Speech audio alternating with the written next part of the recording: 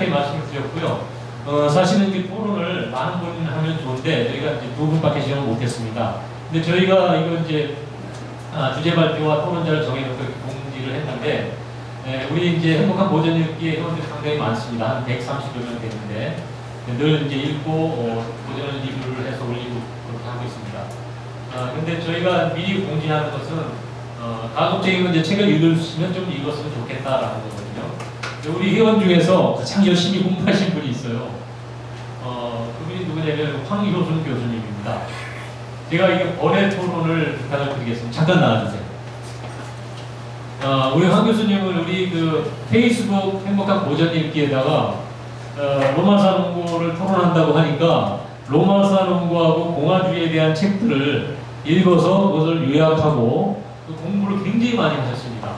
그래서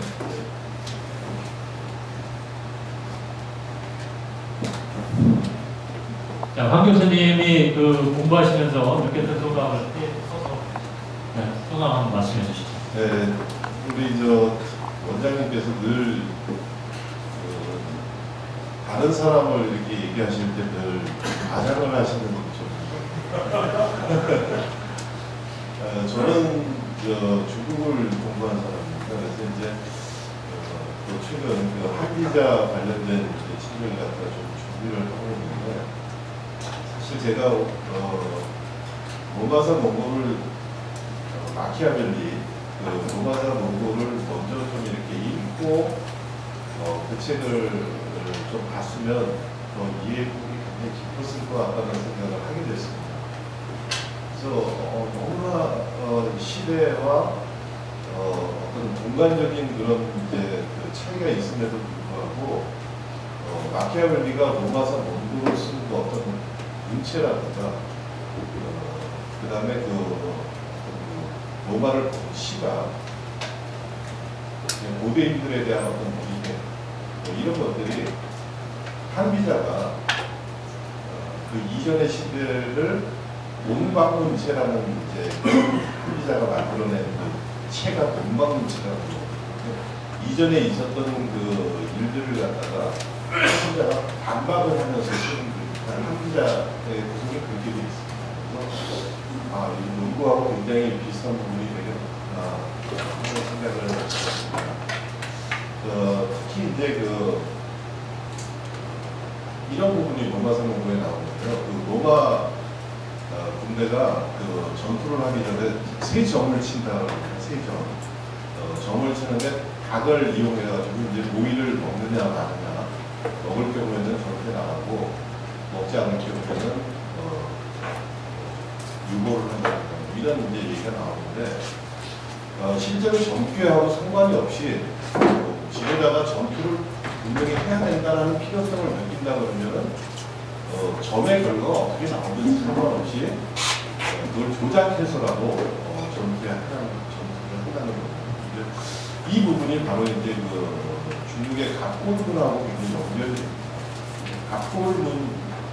갑골이 그게 이제 거북이 동변화 소위 국가골을 이용해서 점을 치는 건데 거기서도 유사한 얘기가 나옵니다.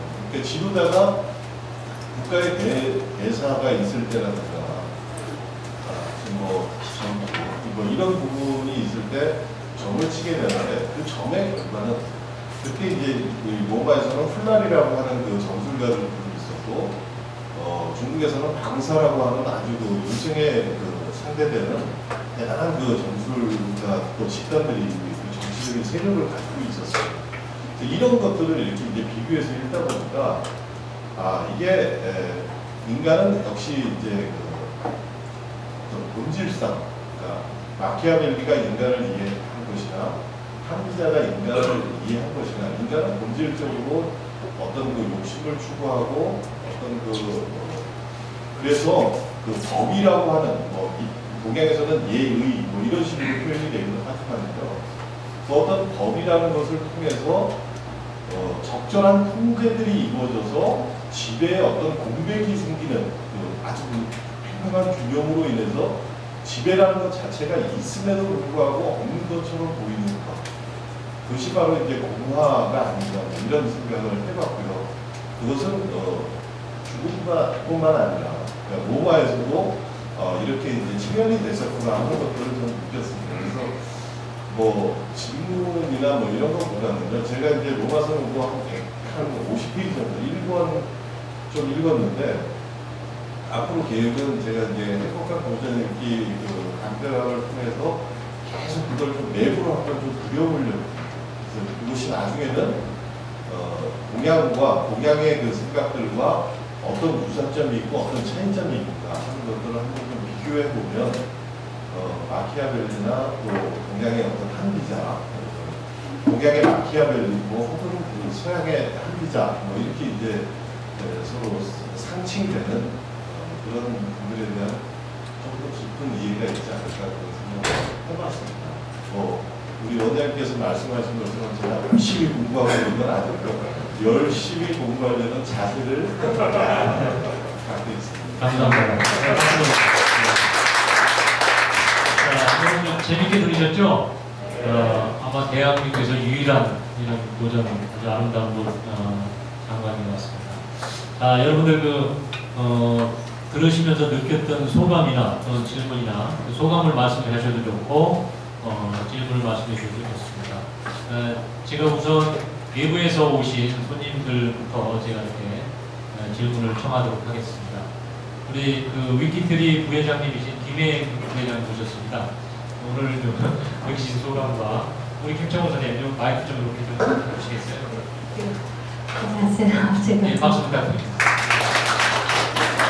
초대해 주셔서 감사하고요. 저도 덕분에 한 30년 만에 다시 이 책을 본 것 같아요. 근데 오늘 같은 생각을 제가 어려서 잘 몰랐었는데요.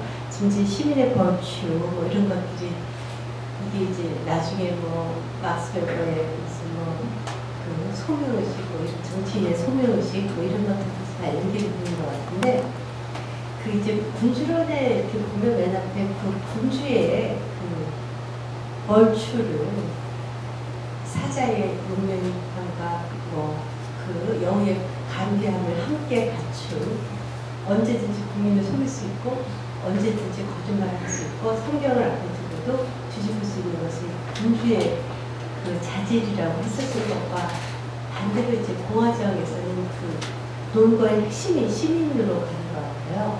그러면서 이제 혼합점으로 가는데 그때 제가 여기 잘 못 써놨는데 로마 혼합점에서 집정관이나 원로원 또는 후민 간의 그 리더들은 그 군주론에서 말한 군주의 벌초하고 어떻게 달랐는지가 책에 있는 건지 이게 잘 모르겠어서 그걸 한번 질문을 드리고 싶었습니다. 뜬금없이 질문 궁금해서 드렸습니다. 네.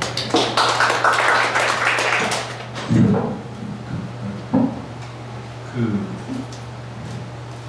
사자와 여우의 비유 말씀 보통 많이 하시는데요. 근데 몇 페이지 앞하고 몇 페이지 뒤로 보면 그 또 중요한 얘기가 나오는데요. 필요할 때 하라고 얘기하고 있고요. 도덕도 필요하고 선한 행위도 필요하지만 세상은 모두 선한 사람으로 이루어지지 않기 때문에 선하지 않을 수 있는 법을 배워야 된다고 얘기를 하고 있습니다. 그런 의미에서 마키아벨리는 도덕이 정치의 핵심임을 분명히 이야기하고 있습니다. 단 도덕주의자는 되지 말라고 얘기하고 있는 거고요. 그런 의미에서 그 로마서 농부에서 그 선생님 말씀하셨던 그런 그 정치 지도자들도 그러한 그 상황의 필요에 따라서 정치 공동체를 유지하기 위해서 필요한 그 어떻게 보면 단호한 행위들이 있지 않습니까? 그런 걸 필요하다고 얘기하죠. 아까 제가 말씀드렸던 브루투스 같은 경우에 자기 아들들이 형장의 이슬로 사라지도록 놔줬던 어떻게 보면 사자의 용맹이라고 할 수 있겠지 않습니까? 그런 것들, 그다음에 여우의 관계도요. 그 속일 수도 필요하다고 얘기합니다. 근데 단 개인적인 그게 아니라 국가의 관계 속에서 항상 나만 지켜하고 유리한 경우는 없으니까 필요하면 하라고 합니다. 그러나 너 자신을 위해서 하라고 하진 않고요.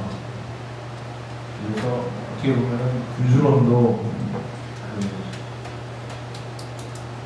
고전은 그래서 꼼꼼히 읽어야 되는데요. 그 정치인들이 항상 쓰는 말들이 자기 자신을 이렇게 싹 피해나기 위해서 이렇게 대충 핵심적인 것만 쓰고 그러거든요. 그래서 군주론이 그 대표적인 예 중에 하나인데요. 사실은 제가 저희 개인적인 독해 방식이고 군주론도 그런 얘기는 저희가 일반적으로 알고 있는 그거는 좀 다른, 좀 더 깊은 의미가 있는 것 같습니다. 근데 선생님께서 말씀하신 것처럼 그 정치 지도자라든지 아니면 어떤 그 책임을 져야 되는, 아까 말씀하셨지만 책임 의리가 있는 정치인들은 자기의 개인적인 어떤 신념 의리보다는 책임을 질 수 있는 자세, 그것을 자기와의 어떤 신념과도 대립될 수 있는 행위는 할 준비가 되어 있어야 된다. 제가 추가 질문을 좀 드리자면요. 우리가 이제 정치학에서 마키아벨리즘을 정치학의 시작이자 곧 현대 정치학은 마키아벨리에서 끝났다 이렇게 얘기할 정도로 보존적이기도 하죠. 그래서 되게 이제 이런 것 같아요.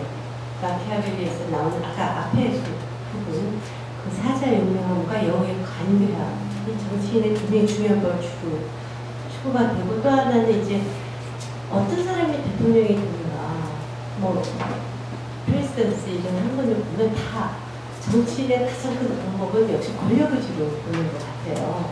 그것이 별로 근데 현대 정치까지 흔들림이 없다가 제가 이제 요즘 이런 친구를 좀 이런 의문을 가졌어요. 최근에 와서 문재인의 가장 큰 장점은 권력 의지가 보이지 않는다는 거다. 그것이 국민들이 열광하는 거다. 또 안철수의 가장 큰 장점은 착해 보이는 거다. 도덕적으로 보이는 거다. 그래서 국민들이 열광한다. 이렇게 얘기를 해요. 그러면 그것이 실질적으로 이런 마키아벨리나 우리가 그간에 알았던 정치학에 일어나는 굉장히 배치되는 것 같고, 만약에 권력의지가 없는 사람 또는 착한 사람이 지도자가 되는 것이 맞는 것인지, 그래서 제가 그런 생각을 참 많이 해봤어요. 그래서 그냥 대비시켜서 우리 교수님께서 어떻게 생각을 하시는지 궁금해요. 질문드립니다. 저는 안철수 씨와 문재인 씨를 잘 모르기 때문에 마키아벨리의 입을 통해서 말씀드리겠습니다. 마키아벨리 군주론에 나오는 그 유명한 구절이요. 착해 보여야 돼요. 예, 착한 것과 착해 보이는 것은 다르다고 얘기해요. 권력 의지가 있음과 권력 의지가 있어 보이는 것과는 또 다르다고 얘기했습니다. 그래서 항상 중요한 게 맥락에 따른 행동 방식인데, 권력의 의지가 너무 과해서 그것이 안 좋게 보일 때는 권력 의지가 있음에도 없어 보이는 것이 곧 권력 의지가 있음이고요. 권력 짧게